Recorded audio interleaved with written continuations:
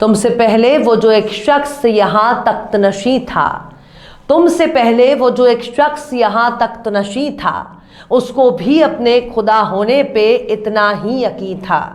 सलाम, नमस्ते, सत श्री अकाल। मैं हूं आपके साथ हर्षिता मिश्रा और आप देख रहे हैं टाइम्स मेल। वाकई ये कुर्सी चीज ही ऐसी है, जिसके हाथ लगती है वो खुद को खुदा मान लेता है।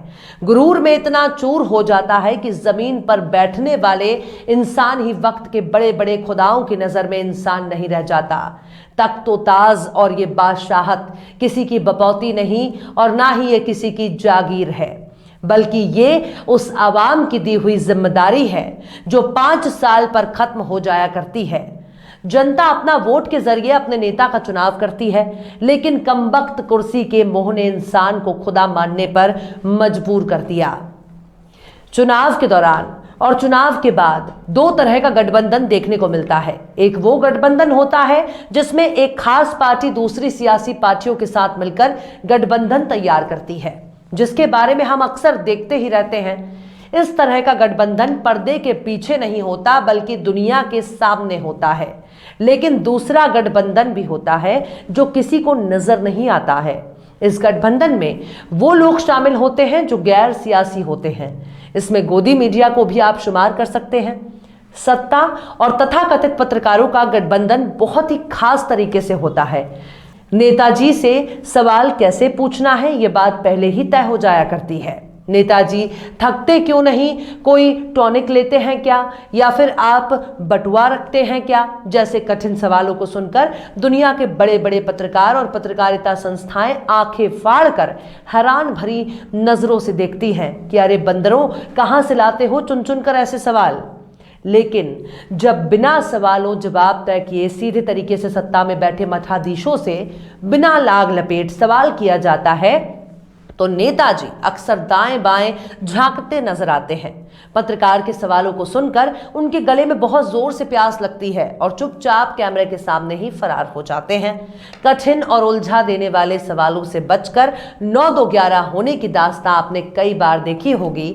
लेकिन उत्तर प्रदेश के चुनाव से ठीक पहले महाराज जी के डिप्टी सीएम इंटरव्यू देते देते भाग जाएंगे, इस बारे में किसी ने नहीं सोचा होगा। ये उस राज्य के डिप्टी सीएम का हाल है जो 5 साल सत्ता में रहने के बाद भी ढंग से सवालों का जवाब नहीं दे पाते।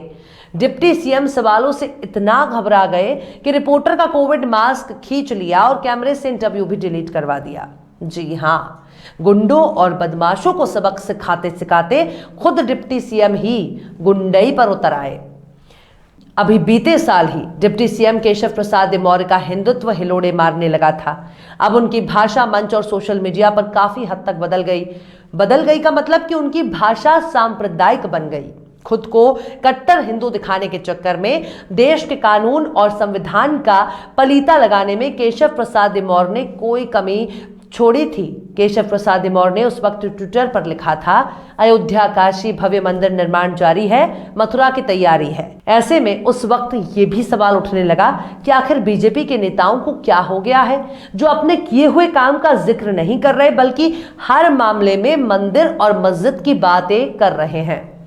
लेकिन अब केशव प्रसाद मौर्य से जब मुश्किल सवालों का दौर चालू हुआ तो उनके तेवर बदलने लगे।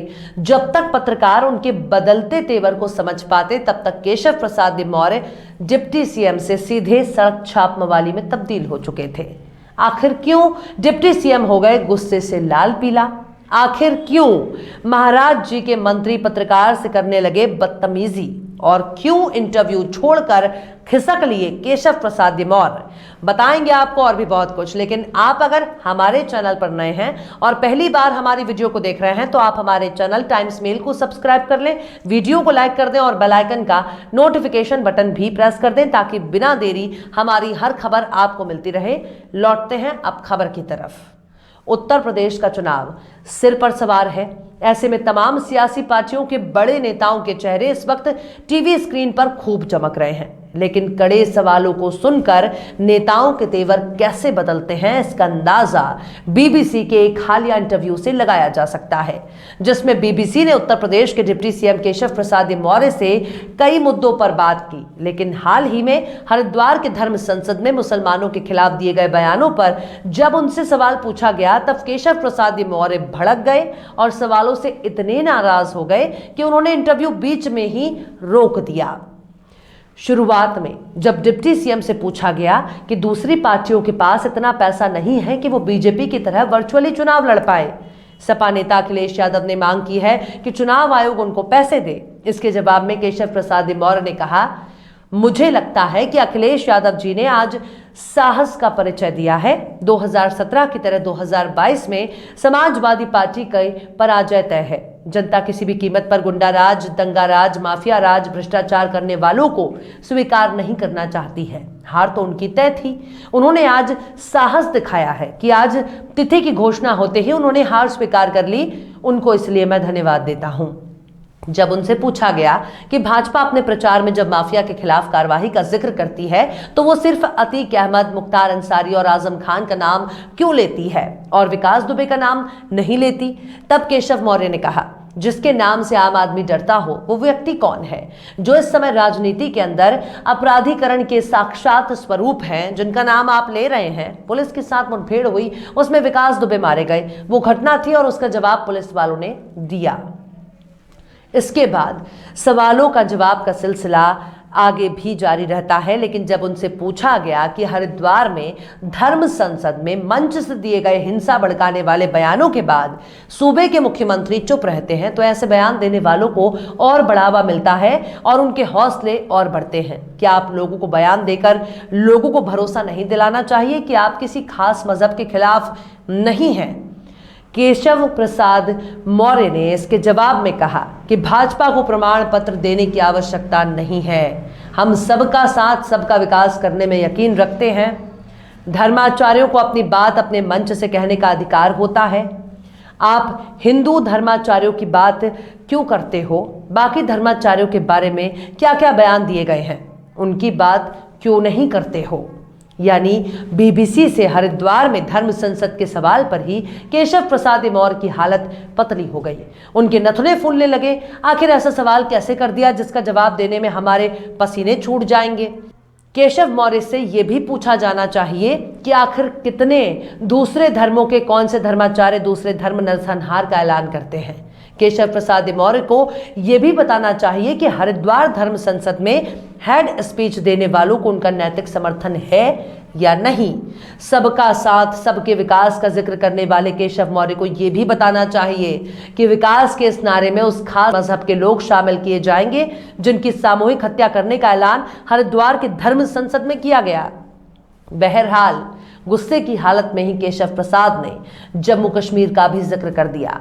कहने लगे कि जम्मू कश्मीर से 370 हटने के पहले वहां से कितने लोगों को पलायन करना पड़ा, इसकी बात क्यों नहीं करते हो? आप जब सवाल उठाओ तो फिर सवाल सिर्फ एक तरफ के नहीं होने चाहिए। धर्म संसद भाजपा की नहीं है, वो संतों की होती है। संत अपनी बैठक में क्या कहते हैं, क्या नहीं कहते हैं, यह उनका विषय है। जब उप मुख्यमंत्री मौर्य से पूछा गया कि यति नरसिंहानंद गाजियाबाद के हैं, अन्नपूर्णा अलीगढ़ की है, ये लोग जिस तरीके का माहौल बना रहे हैं उन पर कार्रवाई क्यों नहीं होती? इसके जवाब में मौर्य ने कहा, कोई माहौल बनाने की कोशिश नहीं करते हैं। जो सही बात होती है, जो उचित बात होती है, जो उनके प्लेटफॉर्म में उनको उचित लगती है, वो कहते होंगे। आप ऐसे सवाल लेकर आ रहे हैं जो राजनीतिक क्षेत्र से जुड़े नहीं हैं। उन चीज़ों को मैंने देखा भी नहीं है जिस विषय की आप मुझसे चर्चा कर रहे हैं। लेकिन जब धर्माचार्यों की बात करो तो धर्माचार्य केवल हिंदू धर्माचार्य नहीं होते हैं, मुस्लिम धर्माचार्य भी होते हैं, ईसाई धर्माचार्य भी होते हैं। और कौन कौन क्या बातें कर रहा है, उन चारों बातों को एकत्र करके सवाल करिए। मैं हर सवाल का जवाब दूंगा। आप विषय पहले बताते तो मैं तैयारी करके आपको जवाब देता। जब उन्हें भारत पाक क्रिकेट मैच जैसे मामलों में राजद्रोह लगाए जाने की मिसाल याद दिलाई गई तो उन्होंने सवाल खत्म होने से पहले ही कहा, राष्ट्रद्रोह अलग विषय है। आप राष्ट्रद्रोह की ओर जो लोगों को मौलिक अधिकार है उससे मत जोड़िए। भारत में रहकर अगर कोई पाकिस्तान जिंदाबाद का नारा लगाएगा तो नहीं सहन किया जाएगा। वो निश्चित तौर पर देशद्रोही की श्रेणी में आएगा, उसके खिलाफ जरूर कार्रवाई की जाएगी। लेकिन ये जो धर्म संसद होती है, सभी धर्माचार्यों की होती है, सभी संप्रदाय की होती है, सबकी होती है। उनको जो अपनी बात कहनी है वो कहते हैं।